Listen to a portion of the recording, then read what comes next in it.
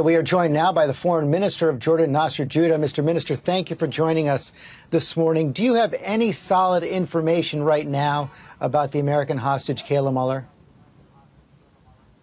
No solid information. I mean, we are hearing what you were hearing. And of course, our reaction when we first heard this story circulating that she was killed by a Jordanian air raid. Of course, I mean, we know how these people spin things. We've seen it all too many times before with either terrorist groups or dictators who hold human shields hostage, and they use this spin to get the story out. Our prayers are for Kayla Mueller to be safe and sound and alive, but we don't have information. I'm sure that your services have the information required. Well, we just heard General Allen say that the atrocity against your pilot by ISIS this week has really galvanized the Arab world, galvanized the coalition in the fight against ISIS. We've seen Jordan step up the fight. Do you believe right now that ISIS is on the run? They are on the run. They're not gone yet, but certainly, I mean, the sustained air campaign of the last few months has degraded their capabilities on the ground. We know that. They still control vast territory. They still have access to serious cash and funds, and they have access to sophisticated weaponry. So they're not gone as a threat yet. But we've been saying, I'm glad that you mentioned General Allen and what he said. He's doing some amazing work. But the coalition has been there, has been united. But I think the turn of events in the last week, and Jordan really stepping up. And by the way, Jordan is doing what it has been saying it should be doing, and we should all be doing for a while, that this is our war. This is not the West's fight and we're joining it. This is our war as Muslims primarily, and it just so happens that there's a convergence of interest with the West, and we're extremely fortunate to have all the Western countries helping us. But you saw, for example, yesterday, the United Arab Emirates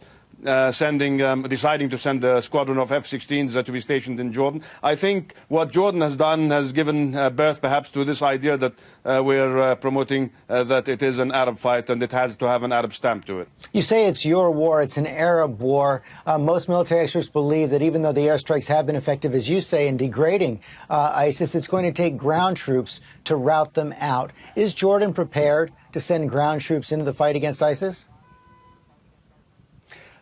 I'm not going to say yes or no to that. I'll leave that to the military strategists, George. But let me say that there are two tracks now that we're pursuing as Jordan. When I say Arab stamp, I mean essentially what I'm saying is Arab Muslim stamp, because like I said, this is a fight against people who are distorting our religion and hijacking it every once in a while under different umbrellas, in different names, in different forms. We're seeing them here, we're seeing them in Africa, we're seeing them beyond the region. But let me say that our two tracks are, number one, the sustained fight against terrorism and extremist ideology. On the other hand, what you saw perhaps in us stepping up in the last week or so is a direct retaliation to what these terrorists and murderers did to our brave young pilots. So.